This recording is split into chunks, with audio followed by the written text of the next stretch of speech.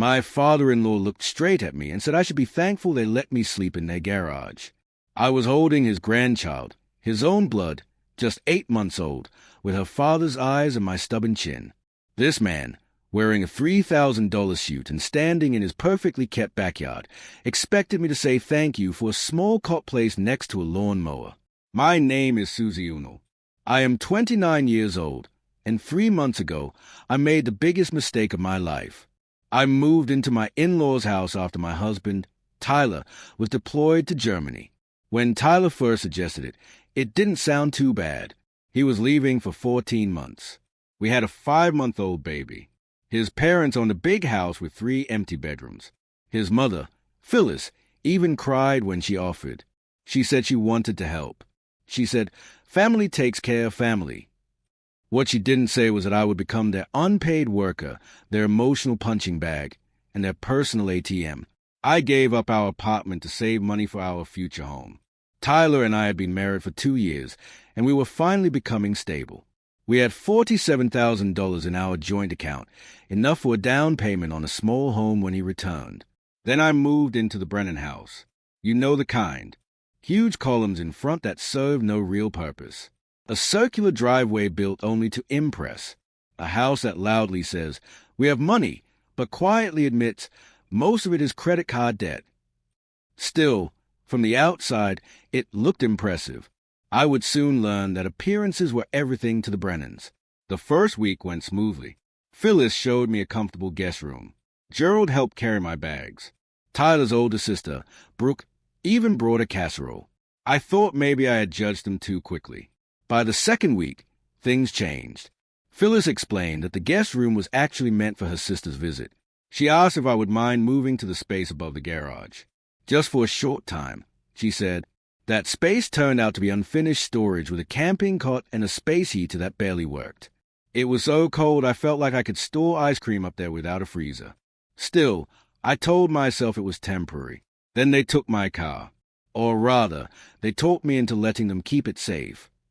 Phyllis said the neighborhood had break-ins. She said I didn't need to go anywhere since everything I needed was already at the house. Exhausted from nights without sleep and caring for a crying baby, I handed over my keys like a fool. I haven't driven in 3 months. I also lost access to our bank account. Gerald added himself to it and decided I would get a weekly allowance of $40 for me and the baby. Have you seen how much formula costs? I could write a horror story just about diaper prices. The diapers that didn't give Lily a rash cost about $28 a box. That left me around $12 for food. I started skipping meals so my daughter could eat. Wouldn't go without. I lost 15 pounds I didn't have to lose. They also moved my phone onto their family plan, saying it was for convenience. What they didn't tell me was that they could see everything I did. The one time I tried to email Tyler and tell him the truth, Phyllis found the message on the family computer and deleted it. After that, she punished me by taking away my laundry privileges. For 2 weeks, I washed baby clothes by hand like something out of the 1800s. My knuckles cracked and bled, but no one cared. 2 weeks ago, Gerald decided the gutters needed cleaning. He decided I should be the one to do it. His exact words were that I needed to earn my keep. So I climbed a shaky old ladder. I was about 15 feet up when it suddenly shifted. I reached for the roof, missed, and fell hard on my left ankle. The pain was blinding, like someone drove a nail straight through my foot. Phyllis heard me scream. She looked at my ankle swelling up to the size of a grapefruit and told me to walk it off. No doctor, no ice, just walk it off. So for 2 weeks, I limped around doing chores on an ankle that turned purple and yellow and made sounds an ankle should never make. Through all of this, I told no one. My dad, Patrick O'Connell, raised me alone after my mom left when I was 7. He worked construction his entire life.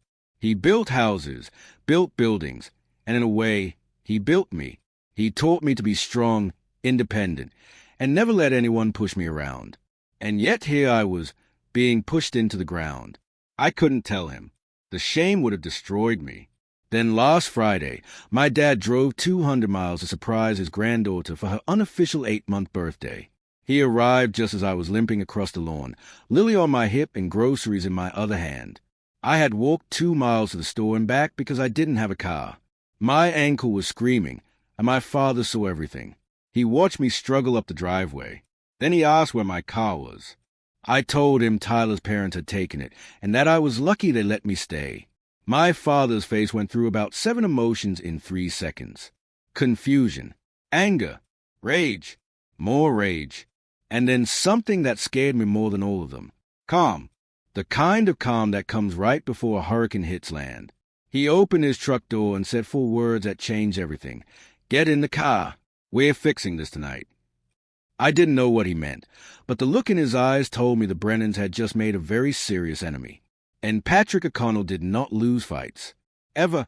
Before we continue, if you're enjoying this story, please subscribe and tell me in the comments where you're watching from and what time it is there. I read every comment, and it truly makes my day. Thank you so much for your support. Now, back to what happened. My father drove us to a diner 3 towns away. He said he didn't want anyone reporting back to the Brennans. At the time, I thought he was being paranoid. Later, I realized he was being strategic. Everything my dad did from that moment on was strategic. He spent 35 years in union construction. He knew exactly how to deal with bullies. And the Brennans, my dad explained over coffee, were running one of the oldest scams in the book. That night, I told him everything. Every humiliation. Every small freedom they took away. The words poured out of me like water from a burst pipe. 3 months of silence finally broke. I told him about Brooke, Tyler's older sister, who came over almost every day. Not to help, never to help. She came to report back to her mother about everything I did wrong. The dishes weren't clean enough. The baby cried too much. I wasn't grateful enough for all the kindness a generous family was showing poor little me. Brooke never liked me. I came from a working-class family. My father worked with his hands. In Brooke's world, that made me less than. My dad listened without interrupting. When I told him Phyllis was monitoring my emails, his knuckles turned white. When I mentioned the ladder and the fall, I thought he might flip the table. Instead, he simply nodded and asked one question. "What else haven't you told Tyler?" That's when I broke down, because I hadn't told Tyler anything. Every video call, his parents were in the room, listening, watching. If I tried to text something real, they checked my phone. I was completely cut off from my own husband. But it was worse than that.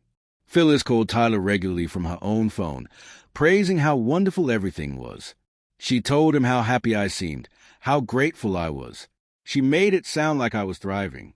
And Tyler, stuck on a base thousands of miles away with weak internet and no reason to doubt his parents, believed every word. Dad asked about the bank account. I told him Gerald handled it. I got my $40 every Monday, and that was the only money I ever saw. He asked if I still had the login information. I said I thought so. I'd never actually tried to log in since moving into that house. My father smiled then. Not a happy smile.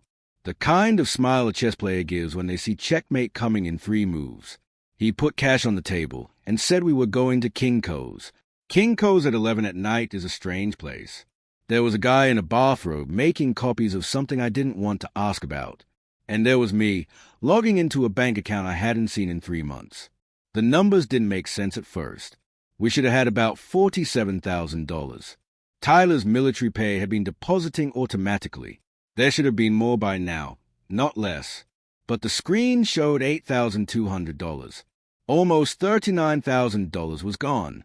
Dad pulled up a chair and told me to open the transaction history. We printed page after page, and the story it told was ugly. Transfers to something called BB Holdings LLC. $15,000 over 3 months. I had no idea what that was until my dad searched it and found Brooke's Instagram boutique. She was selling healing crystals to gullible women. Rocks that looked like they came from a wet parking lot. No real customers. And clearly no conscience about where the money came from. There were also cash withdrawals every few days. Big ones. 500 here. 300 there. The pattern matched Phyllis perfectly. Her twice-a-week salon visits. Her shopping trips to stores I couldn't even afford to walk into. Her long lunches with church friends. Ladies, where everyone pretended to be humble while quietly comparing designer handbags, marina fees, and boat club memberships. Gerald didn't even own a boat, but he loved being around people who did. He used our money to fund a fantasy life. Then we saw charges on Tyler's credit card. Restaurant bills, bar tabs, golf fees. All local, all recent, all impossible for a man stationed in Germany. Gerald had been using his own son's identity while his daughter-in-law was starving in his garage. My father leaned back and said something I will never forget. I've seen mob accounting that was more subtle than this. He was right. The Brennans hadn't even tried to hide it. They were so sure I would never check that they left a trail anyone could follow. My dad was already on his phone. He had a friend, a retired paralegal named Morin Walsh, who owed him a favor. He was calling it in that night, because what the Brennans had done wasn't just cruel. It was criminal. But first, we had to reach Tyler directly, without his parents listening. Morin Walsh showed up at Kinko's just after midnight, wearing fuzzy pink slippers and a Michigan sweatshirt. She looked like someone's grandmother who came to bake cookies. She was not there to bake cookies. Within 5 minutes of reviewing our printouts, she had identified 3 crimes the Brennans could be charged with: financial exploitation, fraud, and the worst one, identity theft. Using Tyler's credit card without permission wasn't just wrong. It was a federal crime, and the military takes financial crimes against service members very seriously. Morin said the consequences were severe, prison-level severe. But we had a problem. When I first moved into the house, Phyllis had me sign a stack of papers. She said there were insurance forms and emergency contacts. I had a 5-month-old baby who wasn't sleeping. I was exhausted. I signed whatever she put in front of me, who carefully reads paperwork handed to them by their mother-in-law. One of those documents was a limited power of attorney. It gave Gerald control over our finances. That was how he got access to our account. He had my signature on paper. Morin wasn't impressed. She asked if I had signed willingly and with full understanding. Had anyone explained what the document really was? Had I been given time to read it? The answer was no. To all of it. She made a note. Consent gained through deception can still be fraud. This case might qualify. Dad then asked how we could reach Tyler without the Brennans filtering the call. Morin agreed it was critical. Tyler needed to hear the truth from his wife first, not from lawyers or investigators. The problem was that Tyler had very limited internet access on base. Every phone number I had for him, his parents also knew. If I called through normal channels, Phyllis would find out within hours. That's when my dad pulled out his ancient flip phone. He refuses to upgrade it. Says smartphones are for people who don't have enough to think about. But that night, his stubbornness saved us. He scrolled through his contacts and stopped at a name from decades ago. Sergeant First Class Raymond Booker, an old Army friend who now worked in logistics at bases across Europe, including Tyler's base in Germany. Dad made the call right there in Kinko's. It was just after 6 in the morning in Germany. They exchanged the kind of greeting old soldiers use, short, rough, and strangely warm. Then my dad explained everything. A message would be delivered. Tyler would be told to call a number his parents didn't know. It might take a day, but it would happen. We left Kinko's with a thick folder of evidence and something I hadn't felt in months. Hope. It was small and fragile, like a candle in a hurricane, but it was real. Dad drove us to a motel. Not a nice one. The kind where the ice machine has been broken since the Clinton years. But it was warm, safe, and most importantly, it wasn't the Brennan house. Lily fell asleep instantly in my arms. Babies feel stress, and that night, with my father standing guard by the window, she slept more peacefully than she had in months. I couldn't sleep. I lay awake replaying the numbers in my head. 15,000 to Brooks' crystal scam. 8,000 in cash for Phyllis. Thousands more for Gerald's fake boat club lifestyle. Money that was supposed to be our future home. Our daughter's security. Gone. The call came at 2 in the morning. An unknown number on my dad's flip phone. When I answered, I heard the voice I had missed for 3 months. Tyler sounded confused at first. He had received a strange message from someone he didn't know, telling him to call this number immediately. He asked if everything was okay, if Lily was safe. I started crying before I could stop myself. 3 months of holding everything and finally broke loose. When I could breathe again, I told him everything. When I finished, there was silence, long enough that I thought the call had dropped. long enough that a terrified part of me wondered if he would believe his parents over me. Then Tyler spoke, for words that slowly put my broken heart back together. "I believe you, Susie." He didn't hesitate. He didn't ask for proof. He didn't defend his parents. He believed his wife. Tyler had questions, lots of them. Then he told me what he planned to do. First thing in the morning, he would report everything to his commanding officer. Identity theft involving a military family is taken very seriously. His parents had committed federal crimes, and Tyler was determined to make sure they face the consequences. But that wasn't all. His father's 60th birthday party was on Sunday. The whole family would be there. Neighbors, business partners, church friends. Everyone the Brennans had spent years impressing with their perfect family image. What if, Tyler asked quietly, I make a surprise video call to wish my father a happy birthday? I could hear the cold anger in his voice. This wasn't just about justice anymore. It was about exposure, about tearing away the mask and showing everyone the real monsters underneath. I told Tyler I loved him. He said he loved me too. Then he said something that made me smile for the first time in 3 months. His father was about to have the worst birthday of his life. Saturday morning felt different. The sunlight came through that cheap motel window like the universe itself knew the balance was finally shifting. Lily woke up smiling, reaching for my face with her tiny hands, completely unaware that her mom was about to go to war.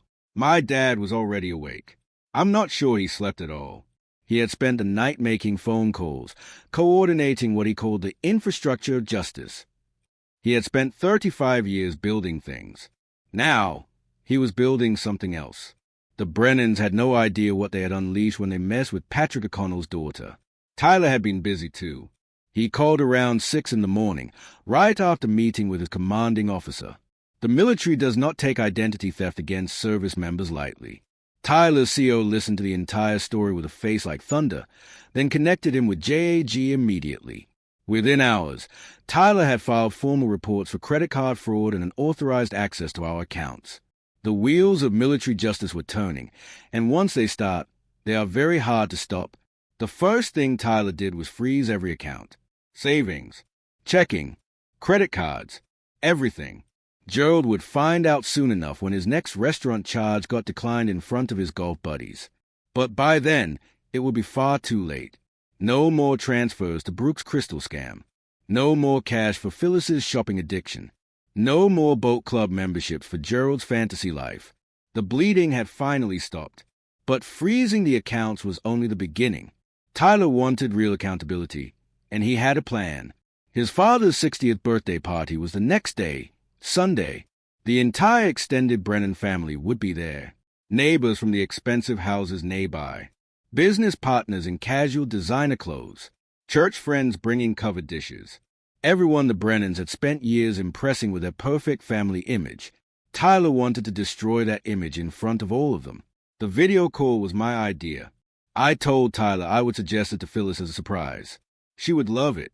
Her military son calling in from Germany to honor his father in front of everyone. She would set up the big TV in the living room, gather all the guests, maybe even buy a ring light for perfect video quality. She would record the whole thing for memories.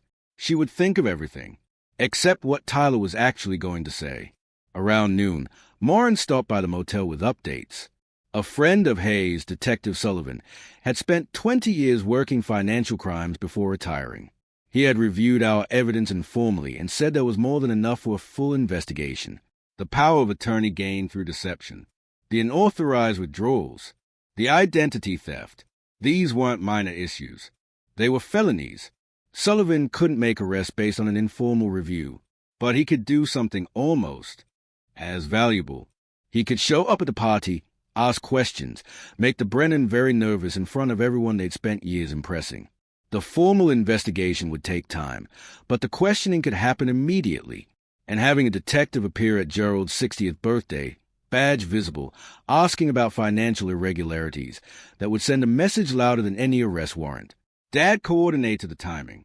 Sullivan would arrive about 30 minutes into Tyler's video call, just when the truth was sinking in, just when Gerald and Phyllis were scrambling for explanations. Dad even practiced his innocent face in the motel mirror that afternoon. He kept asking if he looked trustworthy, like a friendly grandfather just there to support his daughter, not a man about to dismantle someone's entire reputation. I told him he looked perfect. He said I was a terrible liar, but he appreciated the effort. I had to go back to that house, face Phyllis, pretend nothing had changed, play the grateful daughter-in-law for one more day. The thought made my skin crawl, but if they suspected anything, they might cancel the party. They might destroy evidence. I needed them comfortable, confident, completely unprepared. Dad drove me back around 4 o'clock. Before I got out, I texted him exactly where I'd hidden my pack bag in the garage behind the old paint cans on the metal shelf near the lawn equipment. He'd grab it tomorrow while everyone was distracted by the party. Walking back into that house was one of the hardest things I've ever done. Phyllis met me at the door with her usual tight smile, the one that never quite reached her eyes. She asked where I'd been. I told her my father wanted some grandfather-granddaughter bonding time.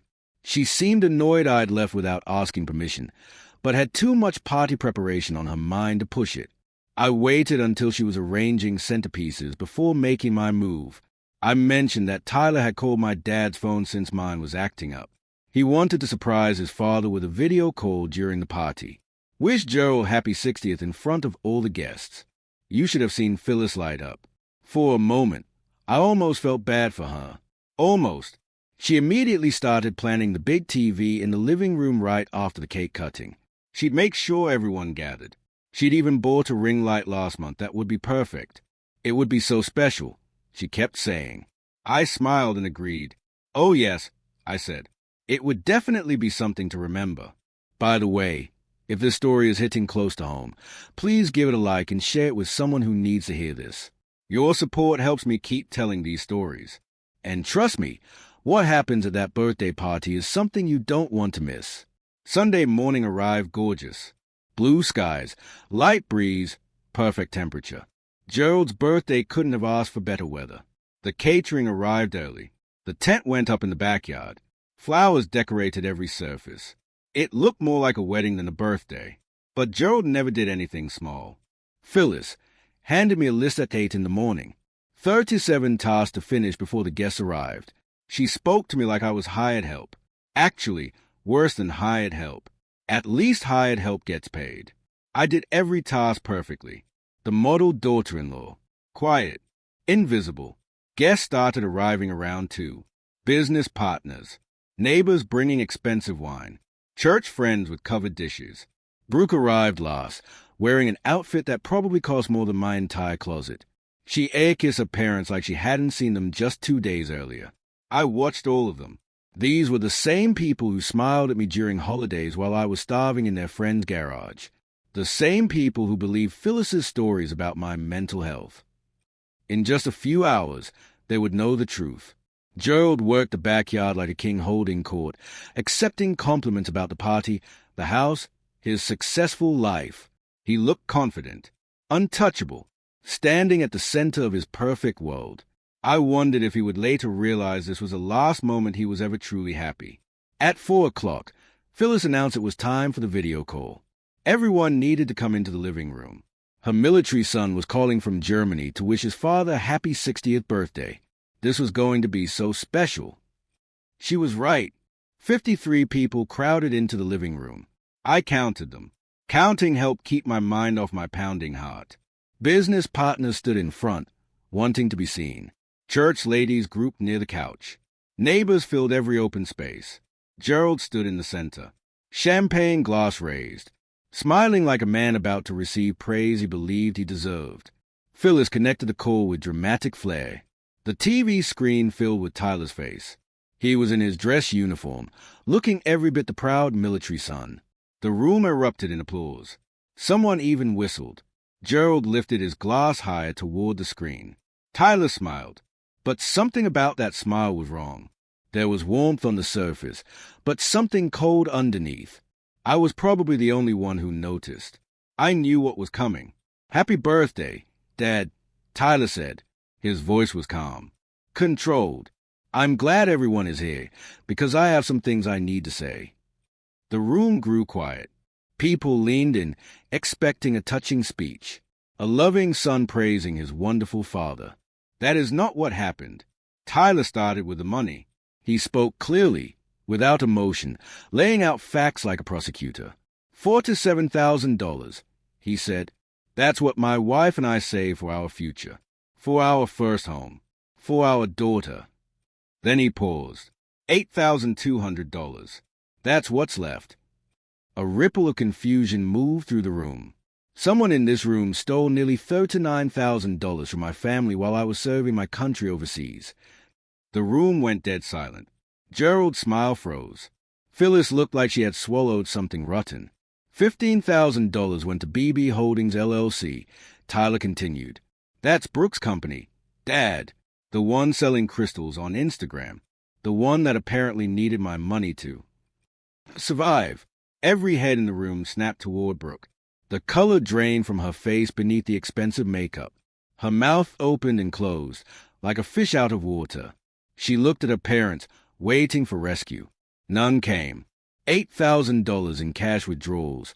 Tyler continued, matching my mother's spending habits exactly. Salon appointments, shopping trips, long lunches with all you lovely church ladies. The church ladies shifted uncomfortably. A few looked shocked. Most looked fascinated. The way people stare at a car accident they can't look away from. Gerald's business partners exchanged looks, silently doing the math. If he would steal from his own son, what might he do to them? But Tyler wasn't finished. There's also my credit card, he said, the one I never gave anyone permission to use. Someone has been charging restaurant meals, golf fees, and bar tabs, all local, all while I've been stationed in Germany. His eyes locked onto Gerald through the screen. Dad, want to explain how that's possible? Gerald's face shifted rapidly. Confidence, confusion, anger, and then something I had never seen before. Fear, real fear. His mouth opened, ready to spin a lie. The doorbell rang. Phyllis, running on hostess autopilot, went to answer it. Detective Sullivan stood on the porch, badge clearly visible. He apologized for interrupting the party and said he was following up on a report of financial irregularities. He had a few questions for Gerald and Phyllis. It would only take a few minutes, unless they preferred to continue the conversation at the police station. The room erupted. Gerald's business partners suddenly remembered urgent appointments. Church ladies whispered frantically. Neighbors edged toward the exits, not wanting their names anywhere near what was happening. Then Tyler's voice cut through the chaos. I'm not finished. 53 people froze in place. The detective stayed by the door, watching. Tyler told them about me, about the garage, the cot next to the lawnmower, the $40 a week that was supposed to feed 2 people, the car taken away, the phone monitored, the emails deleted. He told them about the ladder, about my ankle, about being told to walk it off when it might have been broken. Then he told them about the lies, the stories Phyllis spread about my mental health, the whispers that I was unstable, that I couldn't be trusted with my own baby, the quiet campaign to destroy my reputation so that if I ever spoke up, no one would believe me. I watched faces change around the room. Church ladies who had believed Phyllis, who had probably repeated those stories themselves, looked sick. Neighbors who had seen me limping and never offered help couldn't meet my eyes. They had all been fooled, and without knowing it, they had all played a part. Phyllis tried to interrupt. She called it lies, misunderstandings, a troubled girl making things up, but her voice shook. Her perfect control was breaking. No one looked at her with sympathy anymore. They were looking at her like they were seeing her for the first time. Gerald tried a different tactic. He turned to his business partners and said it was a private family matter that had gotten out of hand, something that could work out quietly. One partner, a silver-haired man named William, asked a simple question. Did you use your son's credit card, Gerald? Gerald didn't answer. His silence said everything. Detective Sullivan suggested that Gerald and Phyllis come to the station voluntarily, answer some questions, clear up these misunderstandings. Tyler spoke one last time. He looked at me through the camera. Susie, take our daughter and go with your father. I'll be home as soon as I can. I love you both. Then he looked at his parents, the people who had raised him, the people who had stolen from him, abused his wife, and lied to him for 3 months. He didn't say goodbye. He didn't wish his father happy birthday. He just ended the call. The screen went black. Gerald's perfect world went black with it. I walked to the door where Dad was waiting. He had my bag from behind the paint cans. Lily's car seat was ready in his truck. Phyllis grabbed my arm as I passed. Her nails dug into my skin. She hissed that I'd regret this, that she had lawyers, connections, people who owed her favors. I looked at her hand on my arm. Then I looked at her face. This was the woman who had made my life a nightmare for 3 months. The woman who had smiled while stealing my money, starving me, controlling me, and isolating me from everyone who loved me. I smiled at her. A real smile, the first genuine one I had worn in that house. Then I said the 5 words I had dreamed about for months. I'm not scared of you. I pulled free and walked into the sunshine. Behind me, Sullivan was beginning his questions. Gerald was stammering. Phyllis's voice rose in panic as everything crumbled around her. I didn't look back. Not once. I climbed into Dad's truck, buckled Lily in, and watched the Brennan house disappear in the rearview mirror. The sun was setting, orange and pink streaks across the sky, as if the world was celebrating with me. The next few weeks were a blur of legal proceedings and phone calls. But for the first time in months, every update brought a small victory. Gerald and Phyllis were formally charged 10 days after the party, financial exploitation, fraud, identity theft. The prosecutor added more charges once investigators dug deeper. It turned out Gerald had been skimming from his business partners for years too. Small amounts, hard to detect, but they added up. By the time everything was tallied, he faced both state and federal charges. His lawyer told him to prepare for significant prison time. Phyllis tried playing the victim. She told anyone who would listen that she had no idea about the financial crimes. Nobody believed her. The evidence showed she had been actively involved. The cash withdrawals matched her shopping trips. Monitoring communications was her project. The lies about my mental health, her creation. She was facing charges of her own. Brooke's situation was almost funny. Her Instagram boutique had never been properly registered with the state. She had never paid taxes on the $15,000 she took from our account. Investigators found a mess of violations when they looked into her business. Influencer dreams died the day the state tax authorities sent her a letter demanding back payments plus penalties. Last I heard, she had moved back in with her parents, the same parents now facing criminal charges, the same house likely to be seized. Sometimes karma has a sense of humor. Tyler got emergency leave 3 weeks after the party. When he walked through my father's door and saw me and Lily waiting, he broke down. This man, who had held it together through combat training and deployment overseas, finally let himself cry. We stood there, wrapped together, the 3 of us, and I knew we were going to be okay. Different than before, changed by what we'd been through. But okay. I learned something important through all of this. My dad always said, keep your own emergency fund. Money nobody else can touch. I wish I had listened better. From now on, I'll always have savings in my name only. No shared accounts without clear boundaries. No signing documents without reading every word. You never know who might betray your trust. The community's reaction surprised me. I expected people to take sides. Instead, I got casseroles, cards, phone calls from church ladies apologizing for believing Phyllis's lies. One neighbor came by with homemade pie and tears in her eyes. She said she'd seen me limping that day and almost offered help, but didn't. She had been haunted by that decision. I told her it wasn't her fault. The Brennans had fooled everyone. The house went up for sale 2 months later. Gerald needed cash for lawyers. I drove by once. The for sale sign looked wrong in front of those pretentious columns. The grass was overgrown. The gardens choked with weeds. The house that had been my prison was becoming a shell. I didn't feel satisfaction, just closure. Tyler came home permanently in early spring. He had been transferred to a base 2 hours from my dad's place. We started looking at houses again. Smaller than we had planned, but ours. No in-laws with keys. No shared accounts with family. No power of attorney ever again. The last time I saw Phyllis was at a court hearing. She looked smaller than I remembered. The church lady mask was gone, replaced by something raw and scared. She tried to catch my eye. I looked right through her, like she wasn't there. She doesn't get my attention anymore. She doesn't get anything from me ever again. Walking out of that courthouse, I held my husband's hand on one side and my father's on the other. Lily babbled happily in her carrier, completely unaware of everything. She'll know this story someday. I'll tell her mother was brave even when she didn't feel brave. That her grandfather drove 200 miles because something felt wrong. That her father believed his wife when it mattered most. And I'll tell her the most important lesson. You don't need permission to stand up for yourself. You don't need approval to demand respect. Anyone who tries to take. Your dignity doesn't deserve a place in your life. Not even family.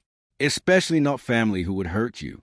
Some people mistake kindness for weakness. The Brennans made that mistake. They thought that because I was polite, because I didn't fight back immediately, they could do whatever they wanted. They learned the hard way. When you mess with an O'Connell, you better be ready for the consequences. Family protects family, always. Thank you so much for watching. More of my most gripping stories are already on your screen. Click one now and don't miss the best part. You will love it. See you in the next one.